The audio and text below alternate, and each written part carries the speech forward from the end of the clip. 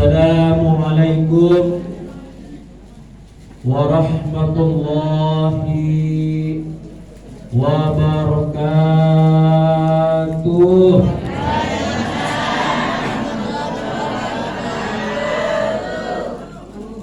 Alhamdulillah, alhamdulillahilladzi arsala rasulahu bil huda wa dinil haqqi liyudhhirahu 'alad dini kulli wa kafaa billahi shahida. Ashhadu an la ilaha illallah wahdahu la syarika lah wa ashhadu anna Muhammadan 'abduhu wa rasuluh. Allahumma shalli ala sayyidina Muhammadin al-fatih lima ulika wal khatim lima sabaqa nasiril haqqi bil haqqi wal hadi ila siratikal mustaqim wa ala alihi haqqa qadrihi wa miqdarihi al-azim, amma ba'du. Hadratul kiram, para alim, para ulama, para guru ngaji, para ustaz yang ada di sini, Al-Mukarram, Ustaz Ahmad Fauzi, Ustaz Bebek dan semua para asatidz yang ada di sini. Mungkin tidak disebutkan namanya tanpa mengurangi rasa hormat saya. Ketua Masjid Al-Jihad Bapak Maksudin, semoga Allah berikan kesehatan semuanya. Seluruh jamaah istighasah, semoga panjang umur, sehat jasmani dan rohani, diberikan anak dan cucu yang soleh-solehah, terkabul semua apa yang diinginkan, amin ya rabbal alamin. Sehat Bapak? Sehat Ibu? Alhamdulillah. Suami sehat? Istri sehat Bapak? Imannya sehat? Alhamdulillah. Dompetnya sehat? Alhamdulillah. Semuanya sehat, alhamdulillahi rabbil alamin.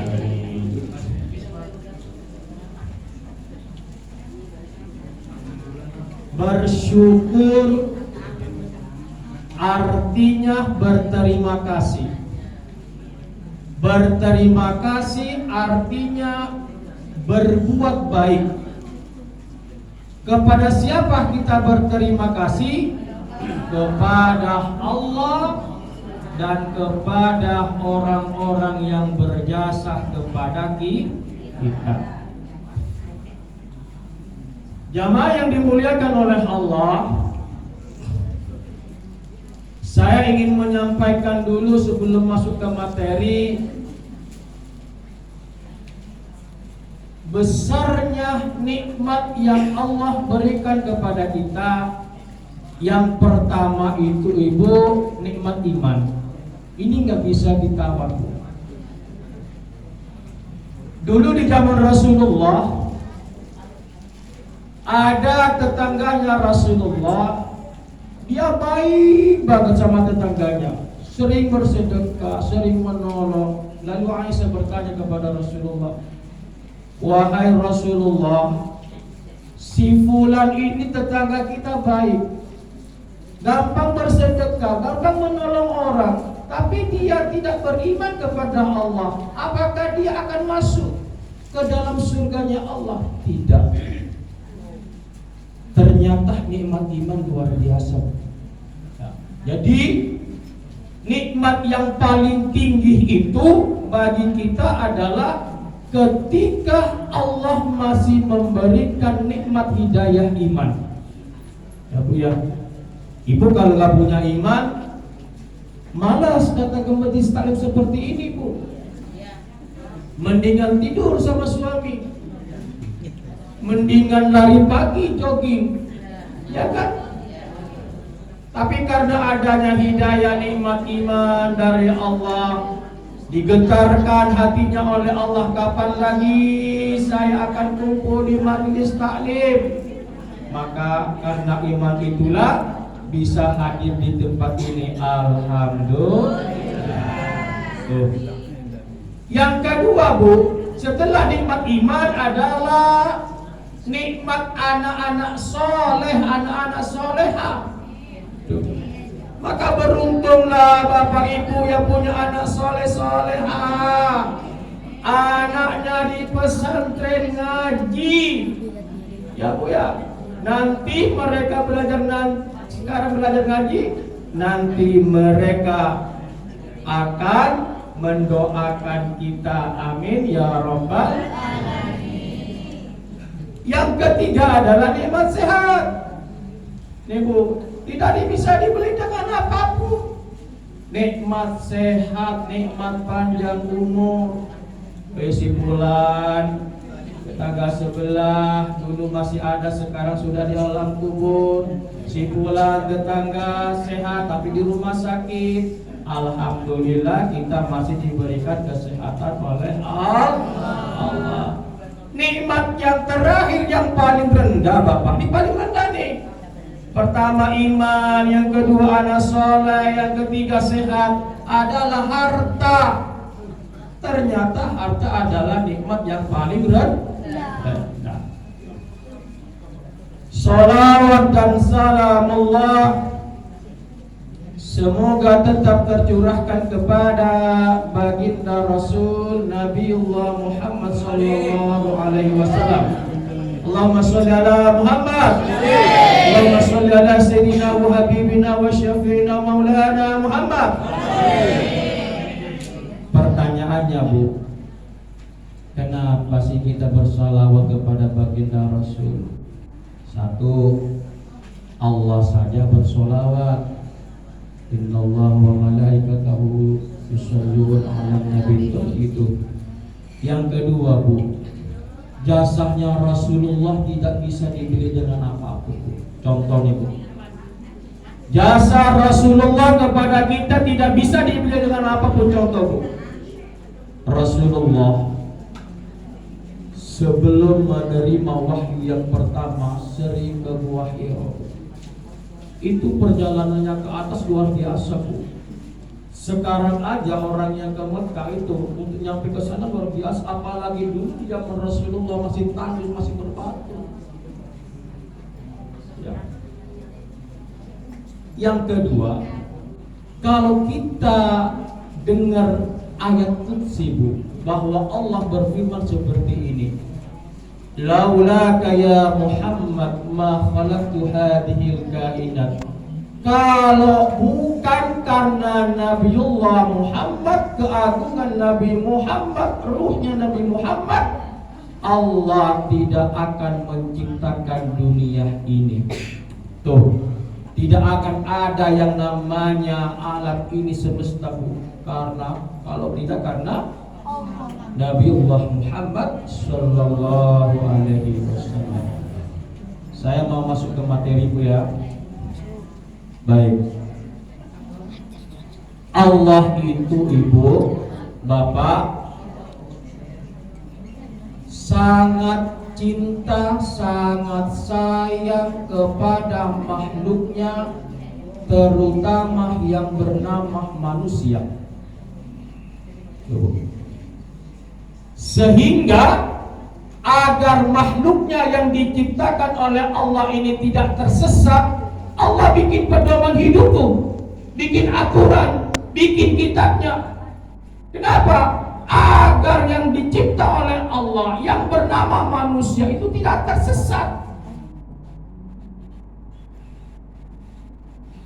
Pedoman hidupnya kita adalah Al-Qur'an. Bahkan ini, Ibu, sebelum Al-Qur'an itu diberikan, diwahyukan kepada Nabiullah Muhammad, Allah telah berkalam-kalam. Allah telah mengajak Nabiullah Musa berbicara, memberikan kabar kepada Nabiullah Musa. Apa kata Allah? Ya Musa, inni sa'uti li Muhammadin wa ummatihi nuran. Wahai Musa, aku nanti akan memberikan kepada Nabiullah Muhammad dan umatnya Nabiullah Muhammad cahaya. Tuh. Nabiullah Musa bertanya, "Famada nuruhu ya Rabb?" Apa cahaya itu wahai Allah? Al-Qur'anul Karim yunawwiruhu fi qabrihi wa yunawwiruhu fi yaumil qiyamah. Cahaya yang akan aku berikan kepada Nabiullah Muhammad dan umatnya Nabiullah Muhammad adalah Al-Quran. Siapa umatnya Nabi Muhammad sallallahu alaihi wasallam sering membaca, sering mentadabbur, sering menghafal, maka dia bisa memberikan cahaya pada alam kuburnya dan nanti pada hari kiamat. Alhamdulillahi Rabbil Alamin. Maka inti dari pertemuan hari ini saya ingin menjelaskan sebuah ayat Allah. Ayatnya berbunyi seperti ini Bapak Ibu. Bismillahirrahmanirrahim. Ya ayyuhalladzina amanu udkhulu fis-silmi kaffah. Wahai orang-orang yang beriman yang ada di kebun pisang Muara Baru, ya Muara Bahari. Anda sering ke sana. 2 minggu kali ke sana saya. Muara Bahari Nurul Falah. Muara Bahari. Masuklah kalian ke dalam agama Islam secara utuh, secara kafah. Lisannya bersyahadat, tapi juga dia mau sholat. Ya, yang digaris bawahi ayat setelahnya, wala tattabi'u khutuwatis syaitan. Janganlah Bapak Ibu mengikuti langkah-langkah syaitan. Innahu lakum aduwwun mubin. Sesungguhnya setan itu adalah musuh yang nyata bagi kita. Kira-kira kalau musuh dijadiin teman enggak Pak? Enggak. Dijadiin bestie enggak Bu? Enggak. Dijauhi. Maka ada sebuah cerita ini Bu Bapak yang dimuliakan oleh Allah. Dari sahabat Rasulullah Wahab bin Munabbih, bahwasanya Allah ini menyuruh iblis untuk datang kepada Rasulullah. Setelah ini iblis datang di hadapan Rasulullah. Rasulullah bertanya, "Man anta?" Siapa kamu, kok saya baru lihat? Tuh, padahal waktu datang tuh iblis berbentuk seperti manusia Bu. Manusia kakek tua. Kalau kakek tua ya Bu. Dijawab oleh iblis, "Ana iblisun, saya iblis." Rasulullah nanya lagi, "Limada jitumuni?" Kenapa iblis kau datang kepada saya? Apa kata iblis? Amarani Allahu an atika wa an ujiba ma sa'altu ilayya. Wahai Rasul, aku datang kepada engkau diperintah oleh Allah dan aku disuruh oleh Allah menjawab setiap apa yang engkau akan ditanyakan kepada saya. Jujur setan di hadapan Rasulullah. Rasulullah nanya, "Man ashabuka?" Siapa temanmu wahai iblis, wahai setan? Min ummati, dari umatku. Jadi Rasulullah nanya, siapa setan, siapa iblis? Teman kamu yang ada di dunia, dan dia umatku, bukan orang kafir, umat saya. Dia beriman kepada Allah, beriman kepada Rasulullah, tapi jadi teman kamu. Yang pertama adalah imamun jair, imamun ghairu adil, imam yang tidak adil, pemimpin yang tidak adil, hakim yang tidak adil, pemimpin bangsa yang tidak adil. Kita juga pemimpin dalam keluarga, naudzubillah kalau tidak adil. Bicara pemimpin, nggak tahu kenapa Pak Masudin undang saya di bulan-bulan politik, tapi saya pasti akan menyampaikan ini bulan politik. Banyak orang-orang sekarang mereka tebar-tebar senyum, ingin dipilih jadi pemimpin, ya Bu ya. Ya keras nih, sering tidak punya sayur. Enggak. Sudah banyak para pemimpin, calon pemimpin yang datang kepada kita. Semoga mereka nanti amanah. Amin ya rabbal alamin. Bagi kita umat Islam, saya tidak akan pernah menyuruh siapapun yang Bapak pilih dari hati nurani, dan itu nanti dipertanggungjawabkan di hadapan Allah. Bagi kita umat Islam wajib memilih pemimpin sidik, amanah, tabligh, faqih. Itu saja. Kalau merasa di pikiran Bapak, di hati Bapak, oh ini sidik, oh ini amanah, oh ini tabligh, ini faqih, akhlaknya baik, bacaan Al-Qur'annya baik, maka itulah yang kita pilih. Karena itu akan dipertanggungjawabkan di hadapan Allah. Ayatnya sering kita baca di dalam surat Yasin. Al-yauma akmaltu, al-yauma nakhtimu ala afwahihim wa tukallimuna aydihim wa tashhadu arjuluhum bima kanu yaksibun. Pada hari ini kata Allah, aku bungkam, aku jahit mulutmu yang biasa berbohong, berdusta, dan yang berbicara nanti bersaksi adalah, yang berbicara tangan-tangan kita, yang menjadi saksi adalah kaki-kaki kita Bapak yang dimuliakan oleh Allah. Maka saya Bapak Ibu yang dimuliakan oleh Allah, kemarin Sabtu Pak, saya ada rapat sama kepala sekolah, wakil-wakil dipanggil kepala sekolah. Kebetulan saya ngajar di Walang. Pulang dari sekolah, saya istighfar Pak, lewat di jalan, ya semogalah menjadi amal soleh lah. Nyata-nyata calonnya di luar Islam disambut dengan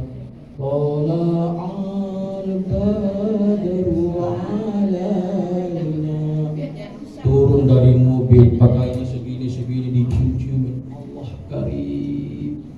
Saya bilang tadi semoga masih ada nilai kebaikan. Semoga bukan karena ujung adalah niatnya bukan UUD, ujung-ujungnya duit. Semoga bukan itu. Semoga bukan ujung-ujungnya UUM, ujung-ujungnya minyak sayur. Semoga enggak begitu. Dulu di zaman Khalifah Umar bin Khattab ini dulu seorang khalifah yang ditakutin. Jangankan manusia, setan aja kalau ketemu kabur. Ini Umar. Ketika Umar jadi khalifah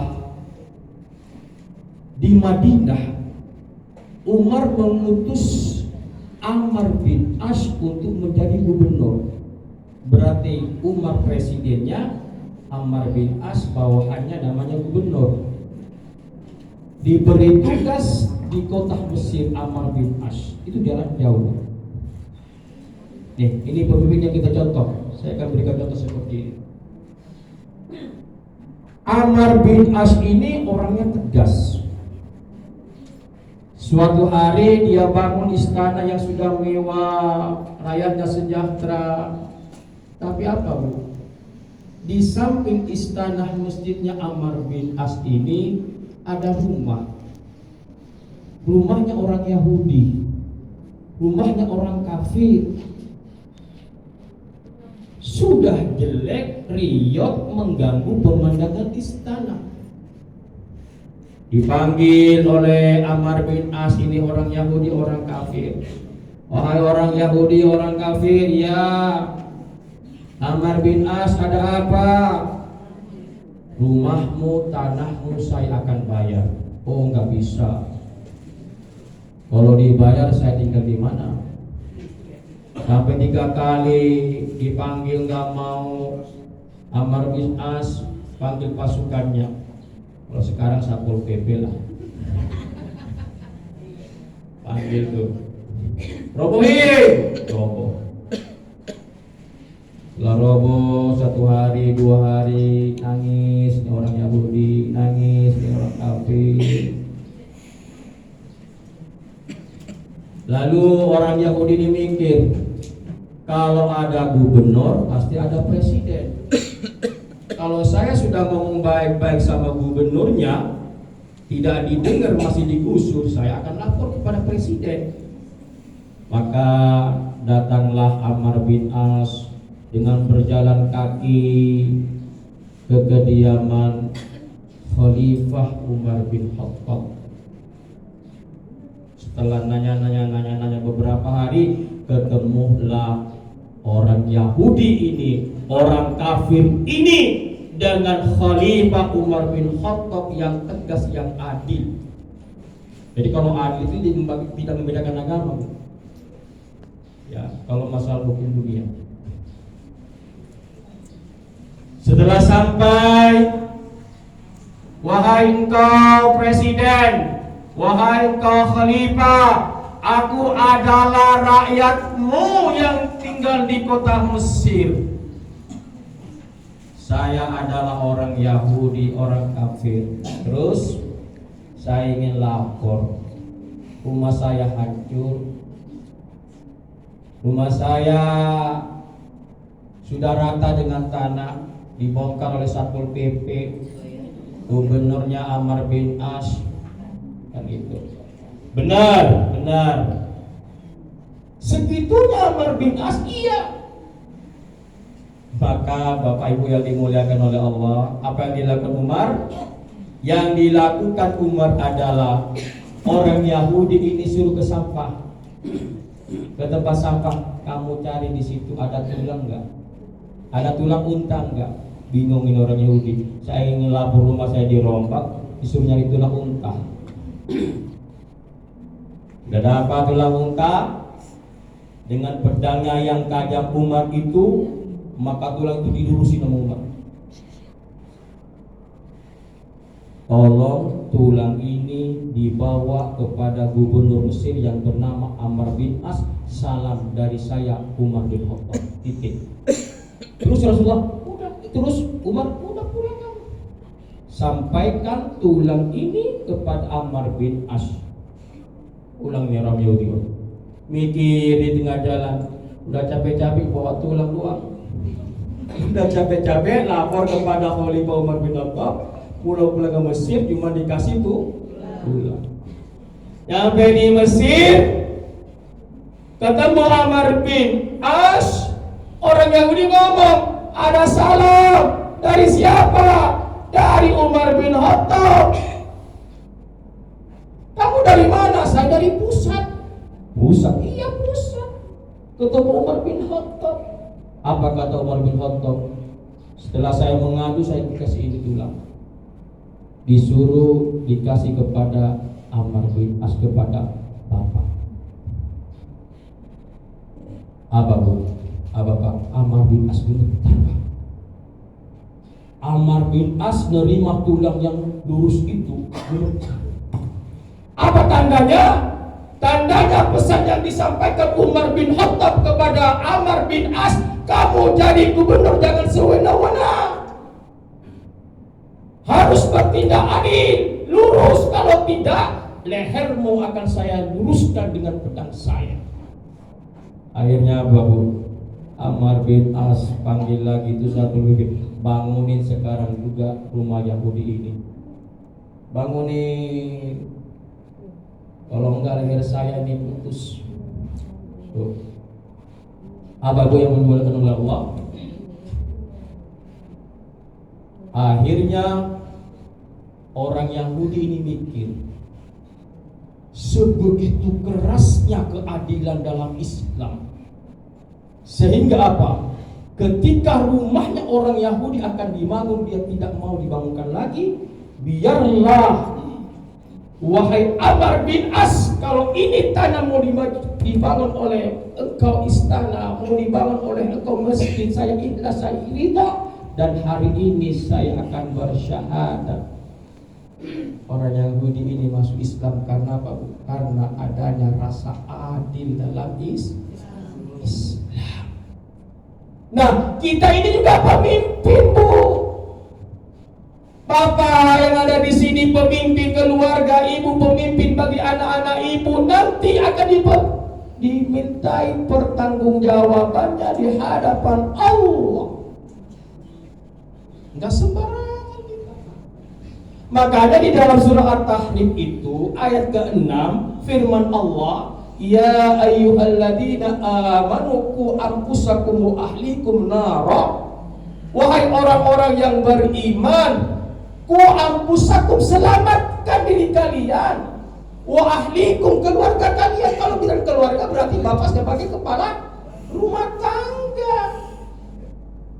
Makanya pemimpin yang adil dalam sebuah hadis, pemimpin yang tegak lurus, yang adil, yang amanah, sab'atun, ada 7 golongan yang nanti akan mendapatkan naungan Allah pada hari kiamat, di mana yang lain tidak akan mendapatkan naungan. Salah satunya adalah imam yang adil, pemimpin yang adil, pemimpin yang amanah. Pemimpin yang adil dapat maunah, perlindungan dari Allah. Kenapa? Karena dia dulu ketika di dunia bertugas dengan adil. Tapi kalau dia ketika menjadi pemimpin tidak adil, tidak amanah, cuma janji-janji bohong saja. Kalau pemimpin ini dulu bikin kebaikan, kebaikannya diambil oleh rakyatnya nanti pada hari kiamat, dibagi-bagikan. Kalau kebaikannya habis pemimpin ini, maka dosa-dosa rakyatnya dikumpulkan kepada pemimpin ini. Jadi pemimpin itu berat. Pemimpin itu berat. Maka setidaknya keadilan itu ada 3. 1, kita adil kepada Allah. Contoh, lagi bener genteng di atas rumah ada suara adzan, tinggalin dulu. Namanya kita adil kepada Allah, sholat. Yang kedua, adil kepada sesama. Contoh, ibu adil kepada anak ibu, yang satu SMA, yang satu masih PAUD. Duitnya nggak sama, ongkosnya nggak sama, uang jajannya nggak sama. Yang SMA 15.000 atau 20, yang PAUD 5.000, nggak mungkin kasih 20.000 semua. Itu namanya adil. Adil kepada sesama. Misalnya lagi makan ada kucing, kasihlah sedikit. Enggak ngasih, dipukul itu kucing. Kadang-kadang kita begitu. Udah nggak ngasih ikan, nggak ngasih makanan, baru nongol itu kucing, ambil sapu dipukul. Tolong kita, Pak. Yang ketiga, kita harus adil kepada diri kita sendiri. Apa itu contohnya? Nih mata harus adil. Kalau waktunya tidur, nggak boleh bergadang terus. Kalau tidak ada perlunya, kata Rumah Irama. Kan itu. Ya Bu ya. Kalau waktunya kita puasa jangan puasa terus, karena ada hak perut kita. Itu namanya adil kepada diri kita sendiri. diri. Yang kedua, Bapak Ibu yang dimuliakan oleh Allah, ini nggak apa-apa namanya? Hah? Serius? Cius. Teman setan yang kedua adalah, kalau tadi teman setan yang pertama imamun jahil, imamun ghairu adil, imam yang gak adil, pemimpin yang gak adil. Yang kedua adalah orang kaya yang sombong. Temannya setan tuh orang kaya yang sombong. Ada orang kaya yang sombong di sini? Gak ada. Miskin semua kalau gak boleh. Di dalam surat Al-Furqan ayat ke-63 firman Allah adalah wa ibadur rahmanil ladzina yamshuna 'alal ardi haunan. Ciri hamba Allah yang dicintai oleh Allah adalah hamba Allah yang ketika hidup di dunia bermasyarakat haunan, dia rendah hati, jangan sombong. Nggak sombong, rendah hati. Ya, kadang ada Bu, udah nggak sombong, punya jabatan sombong lagi. Udah nggak kaya, nggak punya jabatan, sombong. Itu kan tengik namanya. Nggak kaya, nggak punya jabatan, bukan siapa-siapa, sombong. Kalau orang kaya sombong, meskipun dilarang agak patah dikit gitu kan. Nah, sombong ini Bu dibagi dua. Ada yang sombong sama Allah, contohnya nggak mau sujud, nggak mau berdoa, itu sombong kepada Allah. Ada orang yang sombong kepada sesama manusia yang itu tadi. Punya jabatan, kaya sombong, kalau ada mantenan, tetangga ada diundang, nggak kesana, yang diundang jauh. Kalau manggil temannya, Bu mau kemana Bu? Gak ada di sininya. Kuning-kuning semua.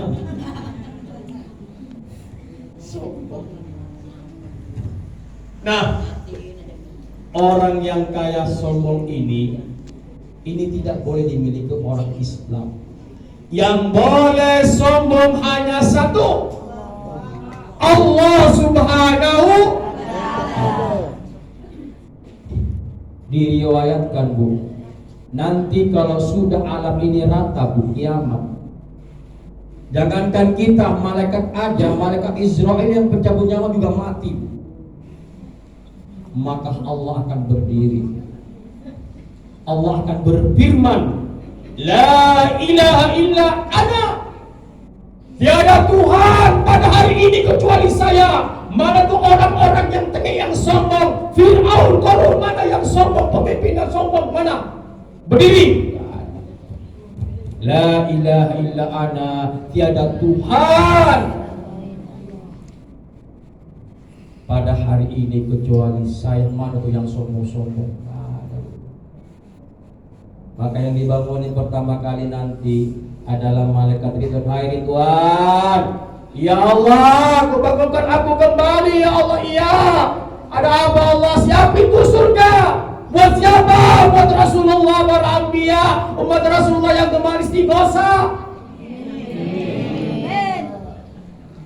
Jamaah al-jihad yang sering jamaah sholat berjamaah di masjid, istighosa, baca yasin berjamaah, dikit bersama, terus sediakan tuh surga cepetan. Alhamdulillah. Lalu Allah bangunkan lagi malaikat Malik. Malik bangun. Ya Allah, ada apa? Siapin neraka. Buat siapa Allah? Tuh, buat orang-orang tengik udah deket rumahnya dengan masjid, bosanlah kamu datang. Sama ustaz, sama kiai yang dengan tengik, dengan sombong, dengan benci. Tuh, emang kalau bicara tegas-tegasan, jangan di sini, di Polres aja kan begini aja. Serius. Makanya saya cerita Polres Bu, mau tuh bilang jangan nyuruh lagi Bu. Ada tetangga saya kena narkoba, karena saya sering kesini saya luruskan, minta tolong Ustaz, ada apa? Ponakan saya kena narkoba, terus tolong dong Ustaz. Saya ketemu Bu, karena saya memang sendiri tahanannya, ketua tahanannya itu. Saya ngobrol lama. Udah masuk di bawah belum Ustaz? Ini cerita dulu Bu, ceritanya. Ini kalau kenal orang, ini kalau enaknya enggak enaknya kenal orang dalam ini Bu. Udah masuk tahanan bawah belum Ustaz? Saya kan tahu Bu. Maksudnya udah di bawah tahanan apa dalam proses? Kayaknya baru seminggu deh Pak. Oh kalau begitu Bapak tunggu ini. Nah saya nggak kenal, temenin saya nanti. Saya dipanggil ke lantai 5 itu narkoba ya. Lantai 5 polres narkoba. Karena saya di situ. Allah. Kalau ketawa kadang nangis, kita datang ke sana. Tahan aja ketika saya Assalamualaikum Ustaz, ngapain sih Ustaz? Gitu saya. Aduh ya Allah. Ini aja ngeles aja saya. Bener enggak namanya ini terbukti narkoba apa cuman ikut-ikutan? Oh, yang seminggu kemarin Pak Ustaz. Ternyata nggak ada barang bukti tapi kami dalami. Begitu. Ya tolonglah Pak Polisi, kalau memang nggak ada bukti ini keluarganya nunggu karena keluarganya ini anak macam-macam. Mungkin kan ada lagi botek temennya yang bawa narkoba aja dibawa. Oh ya Ustaz.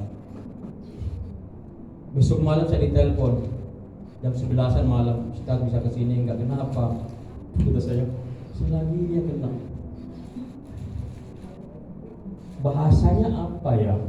Alhamdulillah ini anak nggak terlibat dan mungkin besok lusa akan dibebaskan. Lanjut Bu ya. Itu enak dan tidak enaknya kenal orang-orang baik. Ya. Nah, Bapak Ibu yang dimuliakan oleh Allah, apa yang kita sombongin sama Allah? Apa yang kita sombongin sama orang? Lahir ada nggak dari Bapak Ibu di sini bawa gelang kaki? Ada. Gelang ada lah aja nggak bawa. Telanjang.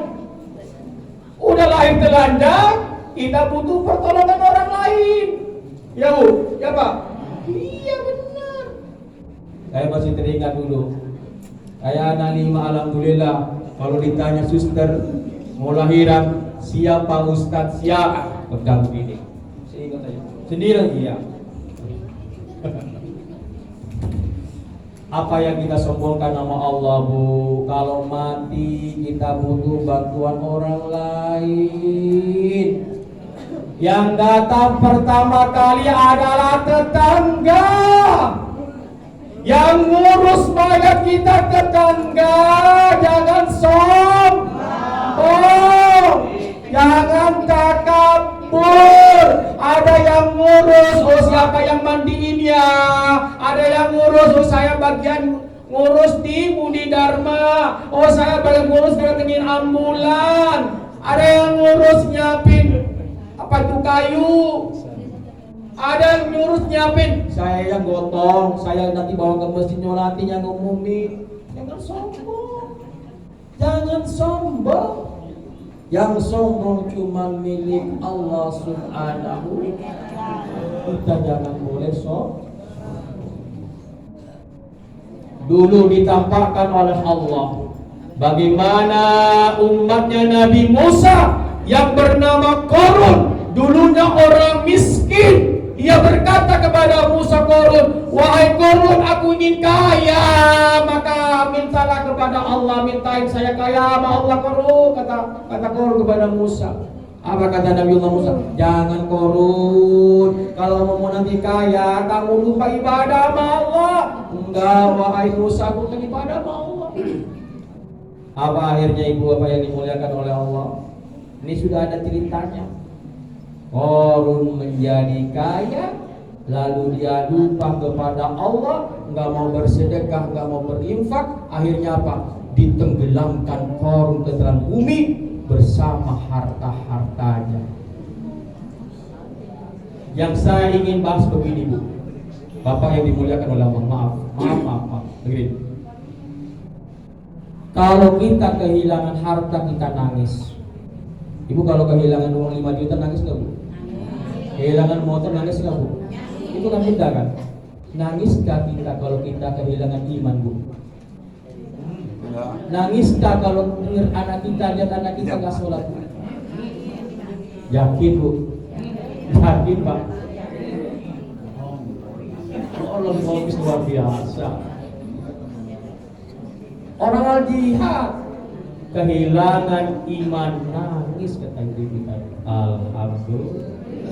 Kadang kalau kita kehilangan benda nangis, tapi kalau kehilangan iman mereka di sana kondisi baik semua, alhamdulillah. Mereka biasa-biasa aja. Padahal nanti yang akan dipertanggungjawabkan di hadapan Allah adalah amal baik kita di hadapan Allah.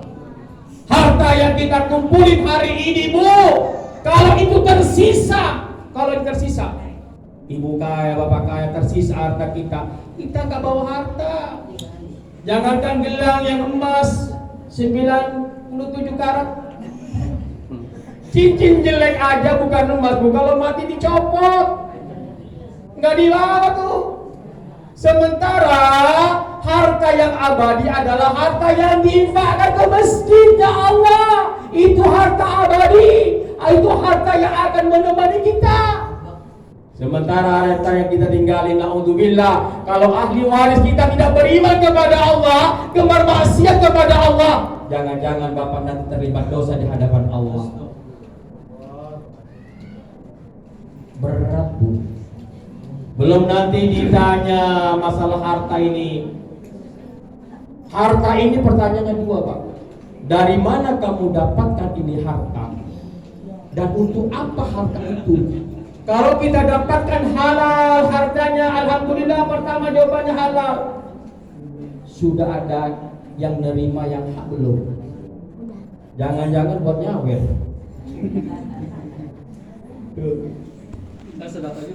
Sedekah juga nyawer juga. Bingung malaikatnya ke Ustaz. Jadi yang ingin saya sampaikan Bapak Ibu yang dimuliakan oleh Allah, di dalam kitab Ghaffaiful Akbar, alam kubur salah satunya itu Bapak, mungkin saya sudah jamaah yang laki ketika Jumat disampaikan, yang berapa dulu? Itu alam kubur berkata, Bu, ana baitul turab, aku alam kubur yang penuh dengan abu, penuh dengan tanah. Ukurannya berapa, Pak? Alam kubur itu 1 kali 2 meter ya? Ya. Hah? Kelebaran? Kasihan yang lain. Tanahnya orang lagi. Numpang lagi. Pahamalnaka munisan. Kata alam kubur, aku ini alam kubur penuh abu, penuh tanah. Maka kalian bawa alas. Dari dunia kita suruh bawa alas ke alam kubur. Apa alasnya? Bi amalis solehah, dengan banyak beramal soleh. Jadi kata Rasulullah, kalau kita ingin mayat kita di dalam kubur udah gak bisa beramal soleh, tapi pahalanya terus mengalir kepada kita, sementara kita di dunia ilmu gak punya, karena lalai dulu disuruh sekolah malas, di sekolah disuruh ke sekolah nggak nyampe, nggak punya ilmu yang bermanfaat bagi orang lain. Sementara mungkin juga lalai punya anak nggak soleh, nggak soleha. Maka kesempatan Bapak Ibu sekarang adalah kalau ingin punya amal jariah, pahalanya terus nyambung sampai hari kiamat, meskipun kita dalam tanah adalah satu, tinggal berjariah, beramal soleh, berinfak di jalan Allah. 3, teman setan yang ketiga, ini bahasanya teman setan, adalah pedagang yang culas, pedagang yang ngurangin timbangan, pedagang yang omongannya tidak jujur. Misalnya ibu lagi nawar, boleh nggak 10.000? Dari sana 10.000, padahal 8.000 itu haram, nggak punya, Bu. Udah haram tuh. Jadi kalau Bapak Ibu menjadi pedagang, jadilah pedagang yang jujur. Biar untung yang didapatkannya berkah. berkah, hidupnya juga berkah. Apa itu berkah? Ziyadatul khair. Kalau harta yang kita dapatin berkah, maka ziyadatul khair. Kehidupan kita kebaikannya berkah. Yang dulunya subuhnya ke masjid, asarnya enggak, semuanya ketika sholat wajib di masjid. Yang dulunya nggak pernah sholat tahajud karena keberkahan dari rizki kita yang dapatkan dari halal, maka semuanya kita kerjain amal-amal sunnah di hadapan Allah. Apa kenapa? Karena berkah. Sekarang dagang yang gampang apa, Bu? Cepat dapat uang, tapi nggak berkah. Jual narkoba. Kami pertanyaannya benerin.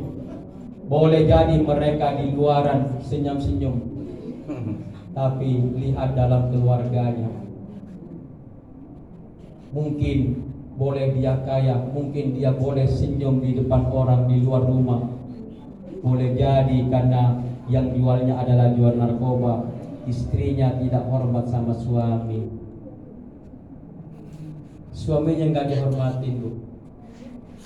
Anaknya berani sama orang tua. Mau, Bu? Nggak mau. Mau, Pak? Jadi apa yang ingin saya sampaikan adalah Bapak yang dimuliakan oleh Allah. Ayo, jadilah kita manusia-manusia yang qanaah. Ya, menerima apa pemberian Allah. Mungkin kenapa Allah gak takdirkan kita kaya, takut lupa sama Allah. Mungkin kenapa suami kita gak jadi pejabat, mungkin takut jadi pejabat yang tidak amanah. Udah yang begini-begini aja udah. Syukuri pemberian Allah Subhanahu wa ta'ala. Di bahasa sudah habis, Bu. Saya pindah bahasa lain. 5 menit. 3 menit ya. Saudara kita sekarang di Palestina, berita terakhir itu sudah hampir 25 yang meninggal, yang menjadi mujahid semuanya. Artinya apa, Ibu? Saya menyampaikan begini. Kalau sampai Masjid Al-Aqsa yang ada di negara Palestina ini hancur, jangan-jangan sasaran orang-orang Zionis kafir nanti adalah Ka'batullah, nanti juga akan dihancurkan oleh mereka. Beneran itu? Masa dari banyak negara, Bu, tidak mempan melawan namanya Israel? Sekarang alhamdulillah negara Yaman membantu, tapi negara Yaman langsung diserang oleh negara Amerika dan Inggris. Ini perjuangan bukan perjuangan masalah kemanusiaan, masalah akidah sudah sebenarnya. Apakah Allah bisa memenangkan umat Islam di Palestina? Bisa. Cuma mungkin Allah ingin banyak di antara mereka umat Islam yang mati syahidah. Yang kedua, ingin Allah lihat siapa sih yang peduli kepada orang-orang Palestina. Allah ingin menggugah siapa sih orang Bompis yang peduli sama Palestina, siapa sih orang di sana peduli kepada orang-orang Palestina. Jangan-jangan kita cuma tengok aja begini. Paling tidak kita mendoakan, Pak. Ke malam, ya Allah, saya mendoakan, ya Allah, semoga ya Allah Kau berikan kemenangan untuk mereka yang di Palestina, ya Allah. Sama, Bu. Jadi kalau kita mendoakan, Bu, ketika nanti pada hari kiamat ditanya, mana badanmu, mana jasadmu ketika saudaramu diserang, dibunuh di Palestina, kenapa nggak peduli? Kamu bisa menjawab, kita bisa jawab. Ya Allah, saya pernah berdoa, ya Allah. Sama dulu kejadiannya waktu Nabiullah Ibrahim akan dibakar. Itu semua hewan kan meniup, bertiup, gajah tiup, gajah ketawain, burung yang kecil, cicak, hai burung kok kecil, tiupannya sedikit. Apa kata cicak? nanti biar tidak ada di hadapan Allah masalah dengan Allah gara-gara Nabiullah Ibrahim dibakar saya diam. Inilah bentuk pembelaan saya kepada Nabiullah Ibrahim, meniup api itu meskipun tiupannya mungkin tidak sekencang hewan-hewan yang lain. Sama Bu, sama Pak. Mungkin kesannya kita berperang tidak bisa, berinfak banyak tidak bisa. Kita mendoakan Pak, peduli Pak, nangis Pak. Deritanya luar biasa di sana Pak. Tiap hari yang ada bagaimana mereka pun jangankan nasi Pak, air aja alhamdulillah Pak. Dihujani tiap hari. Allah karim, ya Allah, ya Allah. Bomba. Kita aja gemeter dikit begini ada yang lari kita Pak. Gempa misalnya dikit lari kita Pak. Ini tiap hari, tiap malam Pak. Nggak bisa tidurnya Pak, saudara kita. Bapak yang dimuliakan oleh Allah, ini saja yang bisa saya sampaikan. Mohon maaf kalau terlalu lama. Mohon maaf kalau ada salah-salah kata. Semoga ini bulan Rajab. Berarti sekarang Rajab tanggal 8 sampai tanggal 7 sudah. Sebentar lagi kita akan bertemu dengan bulan Ramadan. Maka perbanyak kata Rasulullah berdoa, Allahumma barik lana fi Rajab wa Sya'ban wa balighna Ramadan. Tapi kalau kita sekarang berdoa Bu, minta ketemu bulan Ramadan. Kalau ketemu bulan Ramadan ibadah. Iya Bu, jangan kayak anak kecil. Anak kecil itu penuhin masjid mau sholat seminggu doang. Ibu jangan jadi anak kecil, malu. Serius ini Pak, serius. Di akhir-akhir itu bulan-bulan yang Allah tampakkan banyak pahala, berkat. Ini bulan-bulan terakhir pada kosong masjidnya. Itu kan, kalau sepak bola kan mau seperempat final itu kan sih yang heboh itu Pak. Kita mau tanggal 29, 27 masjidnya pada kosong semuanya. Semoga keluarga kita semua Allah panjangkan umurnya, bertemu dengan bulan Ramadan yang agung, dan setelah bertemu dengan bulan Ramadan ibadah sebenar-benarnya dengan Ramadan. Mari kita berdoa kepada Allah Subhanahu wa taala. Astaghfirullahaladzim, astaghfirullahaladzim, astaghfirullahaladzim. Bismillahirrahmanirrahim. Alhamdulillahirabbil alamin. Hamdan syakirin, hamdan na'imin, hamdan wafi ni'ama wa yukafi masida. Ya Rabbana lakal hamdu wa lakal syukru wa lakal hamdu wa lakal fadlu Bilali wajhikal karim wa 'azimi sultanik. Allahumma shalli ala sayyidina Muhammad al-Fatih lima uliq wal khatib lima sabaq nasiril haqqi bil haqqi wal hadi ila siratikal mustaqim wa ala alihi haqqa qadri wa miqdar azim. Allahumma ighfir lana dhunubana ya Allah wa dhunuba walidina ya Allah wa abina wa li asatidatina wa li muallimina wa liman ajaza ilaina wa li jami ummati nabiyina Muhammadin sallallahu alaihi wasallam. Allahumma inna nas'aluka bi annaka antallah la ilaha illa anta wa nashhadu bi annaka antallah la ilaha illa anta al-ahad as-samad lam yalid wa lam yulad wa lam yakul lahu kufuwan ahad. Allahumma barik lana fi Rajab wa Sya'ban wa lana Ramadan. Allahumma inna fi Rajab wa Sya'ban wa lana Ramadan. Allahumma barik lana fi Rajab wa Sya'ban wa lana Allahumma inna na'udzubika min ilmin la yanfa' wa qalbin la yakhsha' wa amalan la yurfa' wa du'an la yusma'. Rabbana atina fid dunya hasanah wa fil akhirati hasanah wa qina adzabannar. Subhana rabbika rabbil izzati amma yasifun wa salamun alal mursalin walhamdulillahi rabbil alamin. Bi barakatil Fatihah. Bismillahirrahmanirrahim. Alhamdulillahi rabbil alamin arrahmanir rahim maliki yaumiddin. Iyyaka na'budu wa iyyaka nasta'in. Ihdinas siratal mustaqim siratal ladzina an'amta 'alaihim ghairil maghdubi 'alaihim waladdallin. Amin. Mohon maaf. Terima kasih semuanya. Assalamualaikum warahmatullahi wabarakatuh.